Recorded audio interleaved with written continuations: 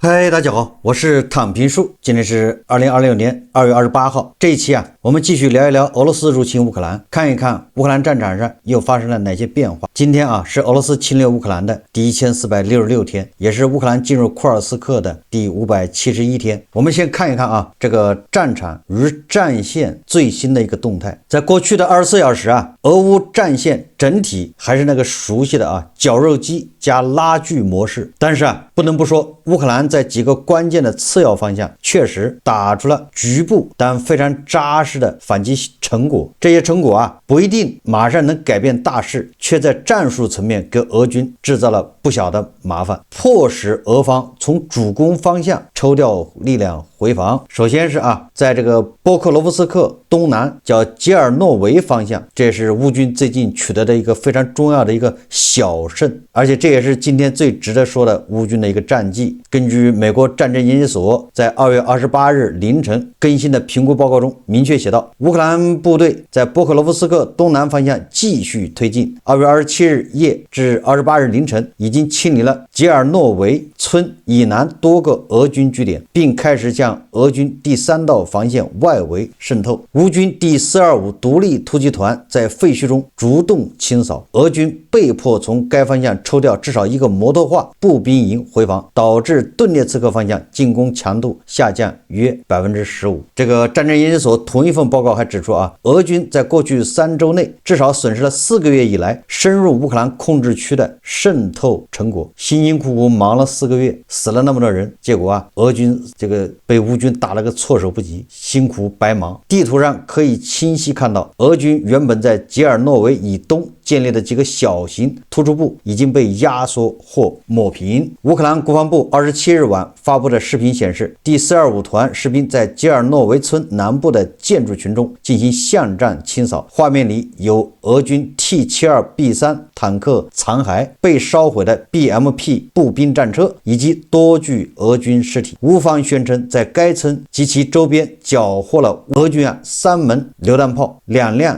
牽引車、若干 FPV 無人機和反坦克導彈。根據烏軍的說法在傑爾諾維村的灰色地帶已基本被烏軍重新染成藍色。俄軍控制區向東收縮800至1200米，俄軍在該方向的滲透被徹底清零。第69摩托化步兵旅殘部後撤至第2道防線。當然了，俄方至今沒有正式承認傑爾諾維失守，但俄新社2月28日上午一篇報道間接的側面證實了壓力。他這麼說的他說，在波克羅夫斯克方向，俄軍部隊正在調整部署，以應對烏克蘭軍隊的局部反撲行動。這說的就比較委婉了，對吧？這句調整部署在俄媒語境裡通常是指被迫後撤，委婉的說法。那麼在庫皮揚斯克、波羅瓦、紅山方向烏克蘭總參謀部2月28日戰報，過去24小時，庫皮揚斯克方向發生戰鬥接觸41次，烏軍擊退俄軍23次進攻，並在波羅瓦以北收復一個名為紅山的小型定居點。這個紅山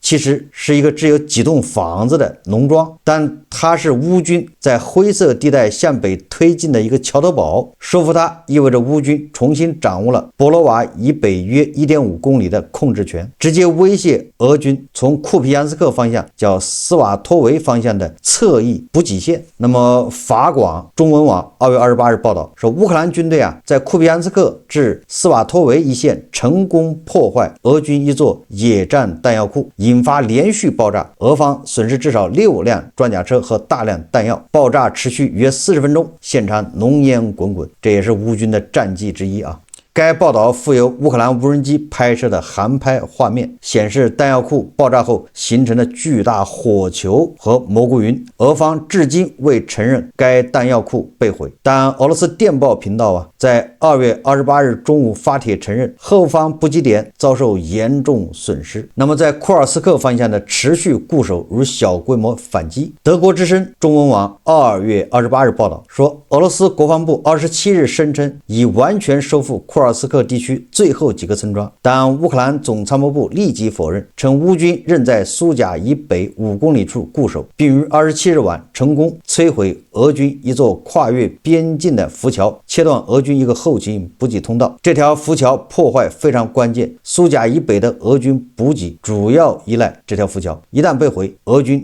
只能繞遠或依靠直升機空投，效率大幅下降。烏克蘭總參謀部發布的無人機視頻顯示，浮橋被精準打擊後坍塌，河面漂浮着斷裂的橋段和車輛的殘骸。路透社2月28日援引烏克蘭士兵匿名採訪說我們不是要佔領俄羅斯，我們是要讓普京明白，戰爭可以打到他家門口。這次浮橋被炸，俄軍補給至少延遲48小時，也就是說打到現在，烏軍還在俄羅斯的庫爾斯克這兒活動，俄軍想把烏軍徹底趕出庫爾斯克也挺難的。那麼其他方向的零星戰果在扎波羅熱方向，烏克蘭總參謀部2月28日報告，烏軍在羅伯基涅以南擊退俄軍2次機械化突擊，摧毀一輛 T-80 坦克和2輛 BMP-3。在哈爾科夫方向，烏軍第92機械化旅在沃夫昌斯克以北擊退俄軍3次步兵衝擊，繳獲俄軍2套反坦克導彈系統。在赫爾松方向，烏克蘭海軍無人機部隊2月28日凌晨襲擊俄軍在第聶伯河左岸的補給點，摧毀一艘登陸艇和2輛卡車。也就是雙方在戰線上變化其實並不是太大。烏軍呢，雖然沒有大規模突破，但是通過精準的反擊和後勤破壞，在吉爾諾維、紅山、庫爾斯克浮橋等多個點位取得了一個戰術的成果。這些成果迫使俄軍從主攻方向抽調力量，減緩了俄軍春季攻勢的準備速度。所以烏軍的打法比較聰明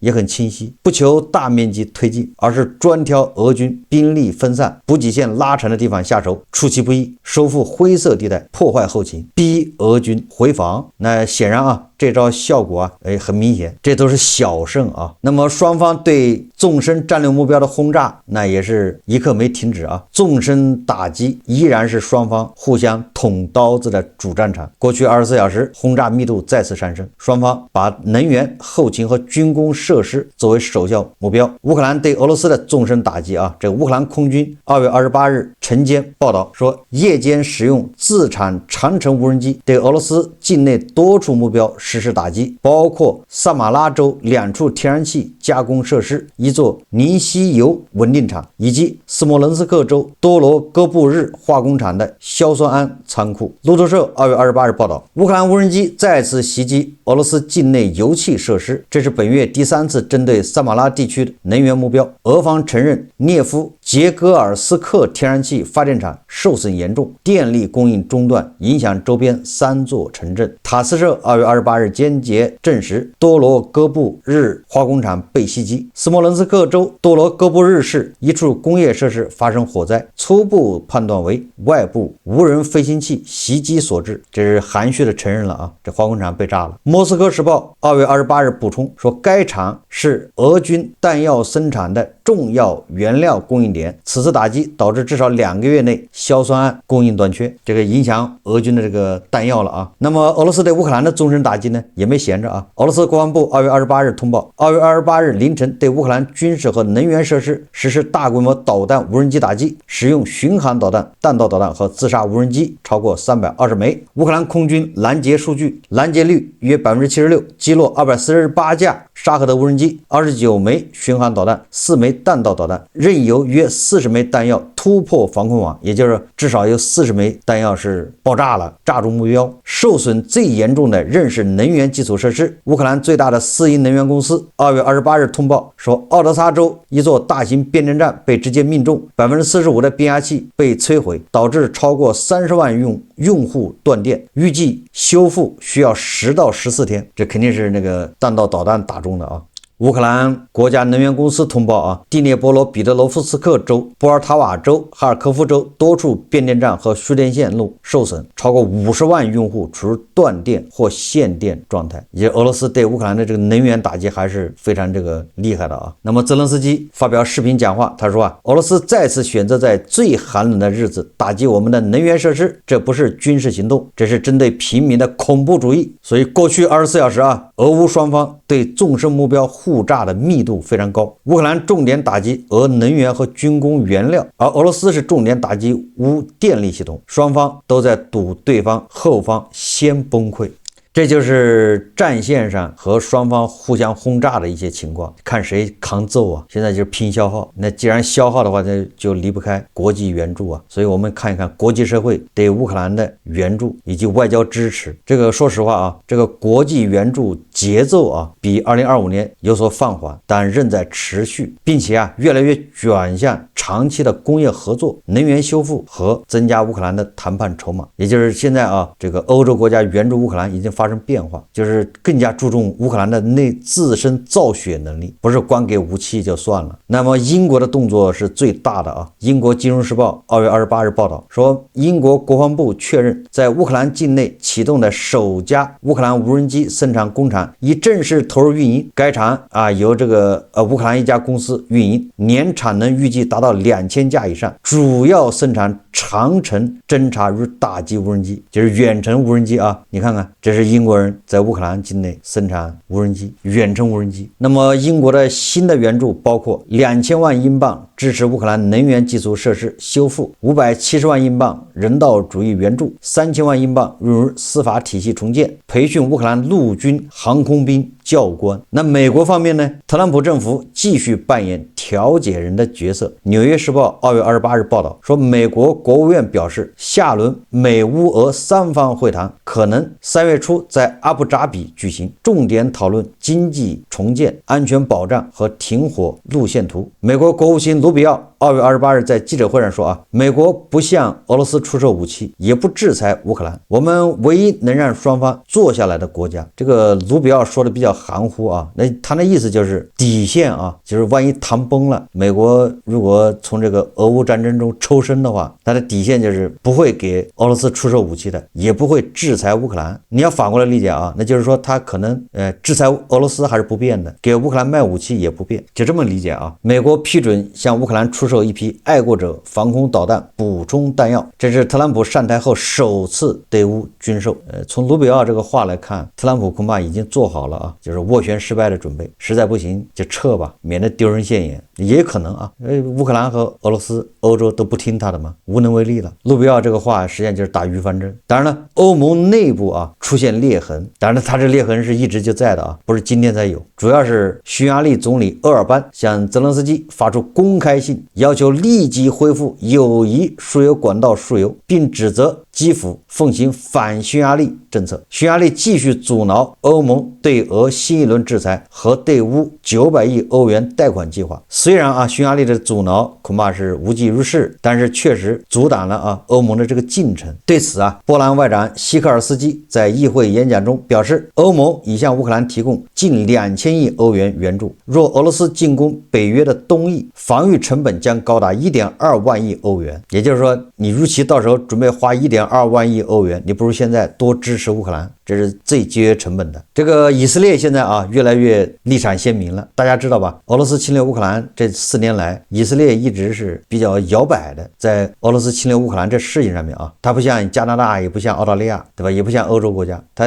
雖然底下啊偷偷摸摸支持烏克蘭，但是它外交上面跟俄羅斯還是保持這個，對吧？聯繫，就是若即若離啊。但這一回這個立場變了啊，也有可能啊是因為這個哈馬斯啊也收拾差不多了，抵抗之狐已經沒了，現在伊朗就等着挨揍了，所以以色列這腰桿硬了啊，不再擔心這個俄羅斯了。這個耶路撒冷郵報2月28日報道說，以色列譴責俄羅斯佔領烏克蘭領土，支持聯合國決議要求俄撤軍啊，這是外交政策上出現轉向了，也就是公開反對俄羅斯了啊。那麼這個對烏克蘭來說絕對是個利好消息。那以色列很有可能啊，在收拾完伊朗以後啊，就放開手腳支持烏克蘭。所以說，這個國際社會對烏克蘭的援助啊，從大規模軍事援助轉向耐力賽模式，就是建廠、培訓、能源修復、談判籌碼，援助還在，但大家更注重啊這個烏克蘭的這個自身的造血能力。那麼反過來啊，國際社會對俄羅斯的制裁和譴責，西方對俄羅斯的制裁和谴責依然保持高壓，但執行力度啊會有变化。英國金融時報2月28日報道，英國新增300個制裁對象，包括175家影子艦隊公司、48艘油輪、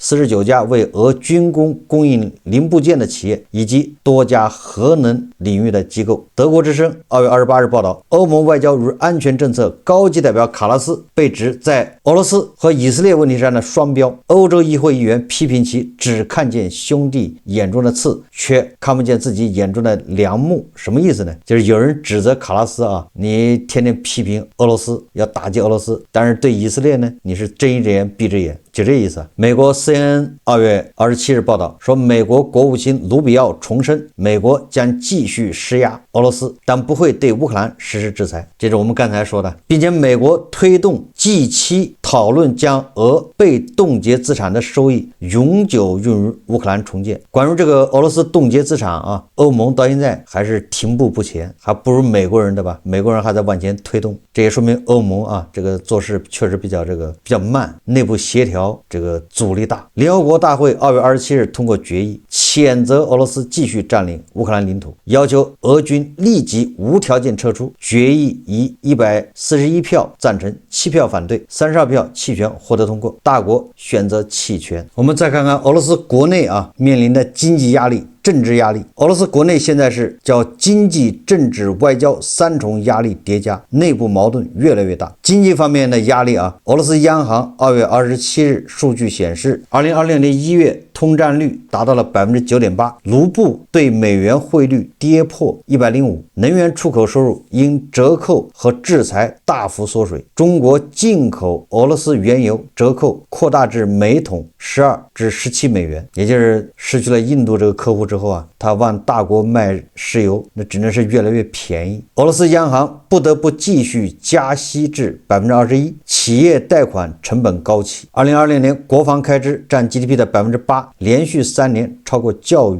衛生和福利的支出之和。油氣收入下降 24%， 光纖價格暴漲 2.5 倍至4倍，唯一的光纖廠關閉，完全依賴中國進口，失業率只有 2.1%， 嚴重勞動力短缺，只能向三哥招人。說到這個光纖無人機，大家都知道啊，現在在俄烏戰場上非常重要，因為它可以看這個電子干擾。根據俄羅斯媒體報道啊，他說外國啊已將對俄羅斯買家而言至關重要的光纖電纜價格提高了 2.5 至4倍，而這些光纖電纜正是無人機控制的關鍵部件。他這裡面說的外國指的就是大國啊。2025年初，電信電纜中使用的光纖每公里價格 2.33 美元，到了2026年1月，價格已經漲到了每公里5美元。2025年，俄羅斯購買了全球 10.5% 的光纖，而此前這一比例從未超過 1%。去年，莫斯科光纖電纜絕對購買量為6000萬公里，如果按5美元1公里算的話，那就是光纖就3個億美金。如果按 2.5 美元算，就 1.5 億美金，就光纖啊。目前俄羅斯沒有自己的光纖生產企業，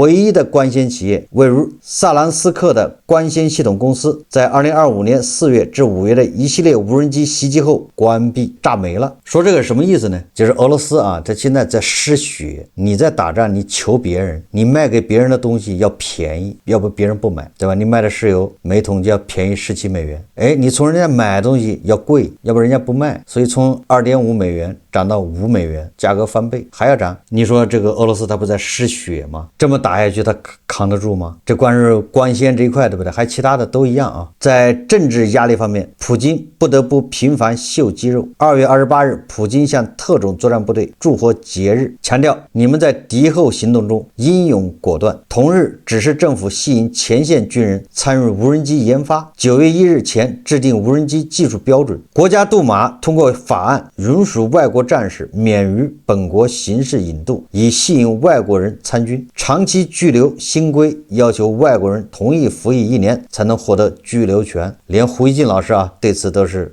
委婉的批評，都有意見呐。那麼在外交上，俄羅斯越来越被動。聯合國大會通過決議，譴責俄羅斯繼續佔領烏克蘭領土，大國棄權，沒有投反對票，更讓人哭笑不得的是，更讓迪波老人没面子的是 G20 峰會前夕，巴西告知俄羅斯，普京參加峰會將面臨被大多數成員國集體冷落，印度大幅削減從俄羅斯進口原油比例，轉而增加從中東和美國進口。你看看这巴西，你說這是人幹的事嗎？馬上就要召開 G20 峰會了，他居然建議普京不要去，你一去吧，好多人抵制，對吧？你往那一站，人家都走了，搞得不和諧，你就別來了吧。这個土耳其暫停與俄羅斯在黑海天然氣管道土耳其西的擴建談判。這俄羅斯本來想通過土耳其往歐洲賣氣，土耳其西要擴產能擴容，結果這土耳其說不着急。這個連俄羅斯在非洲的小兄弟剛拿糧食換來的小兄弟，一個是馬里，一個是布基納法索，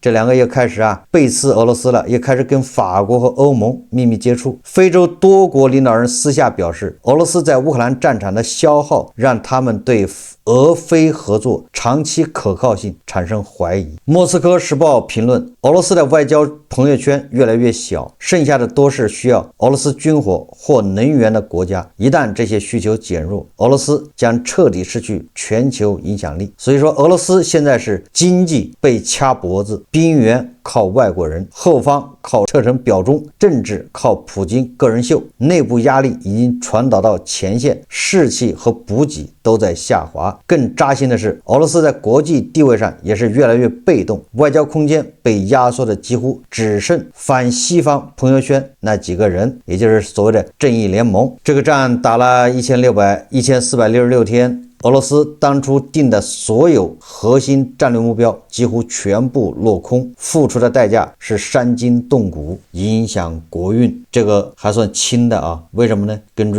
烏克蘭總統辦公廳主任布達諾夫的說法這個前一陣子還有俄羅斯媒體造謠布達諾夫是投降派，對吧？支持美國的這個領土換和平。咱们在節目說了布達諾夫這個人這麼強硬，怎麼可能同意領土換和平呢？所以你看，這個布達諾夫最近在接受媒體採訪時，他說推翻普京政權不足以保障安全，必須瓦解俄羅斯帝國。即使普京政權倒台，也不足以讓俄羅斯真正安全。烏克蘭需要的是俄羅斯帝國體制的徹底瓦解。這個布蘭多夫在接受巴黎媒體採訪時說俄羅斯境內應該形成幾個地區性國家，只有這樣世界才能感到安全。你看看，這不就是我說的嗎？俄羅斯變成20個小俄羅斯，俄羅斯人也好了，世界也好了，大家都好了。這個布蘭多夫的主要觀點他說經過12年的戰爭，他是從那個俄羅斯佔領克里米亞算起烏克蘭人現在是這麼算12年抗戰，俄羅斯在經濟、政治和人口方面都變得更加貧窮，即使戰爭結束後也不應解除對俄羅斯的制裁，被凍結的俄羅斯資產和未來大部分收入都應該用於賠償和重建烏克蘭。別指望普京會下台，必須讓俄羅斯這個帝國消失。普京的政策如沙皇時代或蘇聯時代的政策沒有本質區別，因此